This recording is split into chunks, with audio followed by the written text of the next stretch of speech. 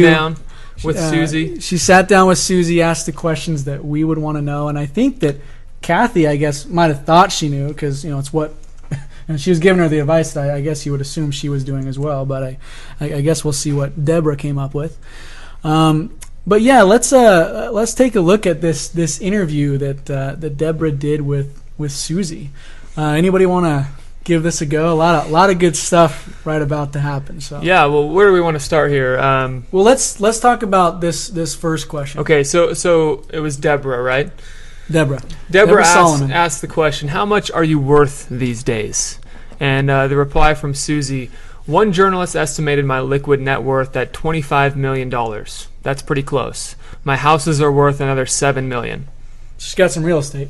Okay, so right? she's got I'm guessing that's not her primary residence only. And she's got $7 million worth of real estate. Okay, that's either a really, really nice house, or she's got some investments. Right? Okay, and liquid net worth of $25 million. So money she can move around essentially. Right. Okay.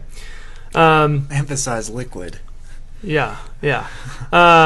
Next question asked by Deborah: what are your qualifications for giving financial advice? What do you do in your books, your column in Oprah's magazine, and your CNBC television show? And then Suze answers, for 7 years after college, I was a waitress at the Buttercup Bakery in Berkeley, and from there I got a job at Merrill Lynch as an account executive, from where I went to vice president of investments for Prudential Box Securities. And then she started her own firm in 1987. Okay, so giving herself a little bit of background, building herself up a little bit. And then next question from Deborah, do you enjoy spending money? Suze answers, oh yes. My greatest pleasure is still flying private. I spend between $300,000 and $500,000 depending on my year on flying private. Okay. Likes flying private. That's great. It's and great. We have nothing against her making a lot of money. That's great if she's making a lot of money. The question is, what is she doing? Okay, so with tune in. Where it gets This is good. Here it is. So Deborah asks, what do you do with the rest of your money? I love how blunt Deborah is. And Suze answers, save it and build it in municipal bonds. I buy zero coupon municipal bonds, and all the bonds I buy are AAA rated and insured so that even if the city goes under, I get my money. I take a little lower interest rate to make sure my bonds are 100% safe and sound. Okay, I can't even move on to the next question yet. This is huge. I mean, this is a I don't know the best way to say something of extreme value that is probably rarely seen. Yes. This interview is just tremendous to me. I love this. She buys, so she's got $25 million, right? And liquid money. dollars, right? She likes liquidity. She puts money into municipal bonds, which are AAA rated, extremely highly rated, right? Pretty much guaranteed to pay out, right? She says, even if the city goes under, I get my money. And here's the kicker. I take a little lower interest rate to make sure my bonds are 100% safe and sound. Now, let's look a little bit more into when this article was written, right? Okay. Deborah Solomon published February 25th, 2007. So if there was a time for someone like Suze to be in the market, that would have been benefiting from high yields in the market. Yes, that's the that time. would have been it. This isn't, oh, the market's crashed, this is what I'm doing now. Yep. This is, hey, the markets seem to be great, and I'm gonna. You would think I'm taking advantage of those gains in the stock market, right? Right. And one more thing to mention on this question, the very first word she says is save. What do you do with the rest of your money is the question. First thing she says is save it. She doesn't say invest it. She doesn't say, go after those 12% returns. Her money's in safe money. yeah. Okay. And then the last question, this kind of wraps it up. Deborah asks, do you play the stock market at all? And Suze answers. Wait, hold on. So she's got $25 million liquid, right? That she can use. Well, I think Deborah's thinking the same thing that we are. She receives this answer of all my money is safe in municipal bonds. If the city goes under, I get my money. So she asks the obvious question: you're telling all these people to play the stock market. Do you do it? Right. Right. Do you play the stock market at all? Is the question, right? And the answer, quote, I have $1 million in the stock market. because if I lose $1 million, I don't personally care. Cut. I mean, do we want to just wrap it up there? I mean, we might as well. What else can you say? This is just incredible. She's got $25 million, right? $1 million is in the market. Why? She's not doing dollar cost averaging. She's not buying every month. She's not continuing to invest in the market because, if it goes up, I'm going to make money. But if it goes down, I'll be buying more shares at a lower price. No, she puts money in the market simply because she does not care if she loses it all. And here's the thing that gets me the most. That is some great, sound financial advice. Oh, yeah. She has a great financial advisor, whoever that is, who should be on the radio. But that is some great advice, right? She's got 24 over 25 million in safe funds, right? She's got other funds of some sort that are locked up into real estate, right? A somewhat safe investment, or at least an investment that she has control over.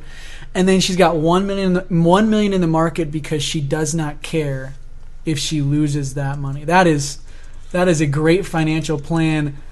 Why is that not what she's telling everyone else? Why is Kathy putting all of the money that she pulled out at the perfect time? Why is she putting that back in the market over the year every month? Well, it's a pretty simple answer, to be honest with you, because I think we should answer that question. Why isn't Susie giving the advice that she's implementing herself? It's because she's being controlled by huge media conglomerates that are essentially making money off target date mutual funds, off 401ks. That's why. She just has her hands tied. She may have started with those beliefs and preached those beliefs for years, but over time her own financial plan has developed to where she really believes. That's where the truth is, right? Where she's proof is in what she's actually doing. And I think that's what she's really developed and she's really come to believe, but she's so committed in one direction, hands tied, working for these large companies, media companies that are owned by all of these asset management groups, has to sponsor. That's why I said I'd love to know who these sponsors are, because she's obviously got to push these sponsors to some degree.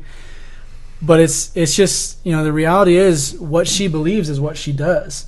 What advice she offers is different, and that's why all of these talking radio heads are they have their hands tied.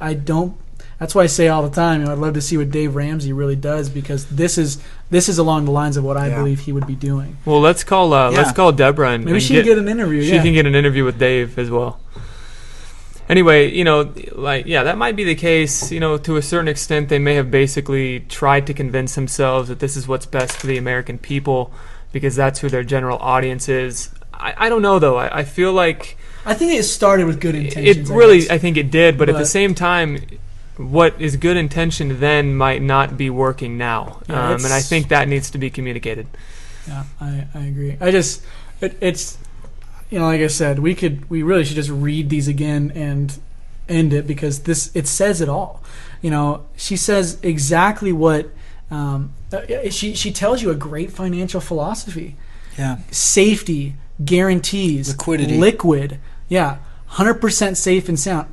She even takes a lower interest rate to ensure that safe. She's all about safety. She's all about guarantees. Well, and that's the idea that maybe she should be toting is that, man, safety is much more important than getting a better interest rate. Well, she flip-flops these ideas when she preaches versus what she does. She says invest first, essentially. I mean, maybe besides an emergency fund, right? I'm not suggesting that this is all she preaches, but she's investment first, put your money in the 401k, and then maybe her philosophy is once you make it, you have all this money, then you can go to safety. Whoa. That should be exactly the opposite. Safety first, and then, she says it right here, right? I have $1 million in the stock market because if I lose $1 million, I don't personally care. Well, what's funny is don't put it in unless you don't care. I think it's funny because she even has a pessimistic outlook on the stock market itself. Because in 2007, if I was going to make that a comment that I had money in the stock market, I think that would give away what my true intentions were. I have $1 million in the stock market so that if I hit a home run, it's going to just become huge. Right. But realistically, she says if I lose it, I don't care. So she's basically she assumes the loss. Well, yeah, she's assuming the volatility, She knows- which is Yeah. She knows if inevitable. it's She knows she risky.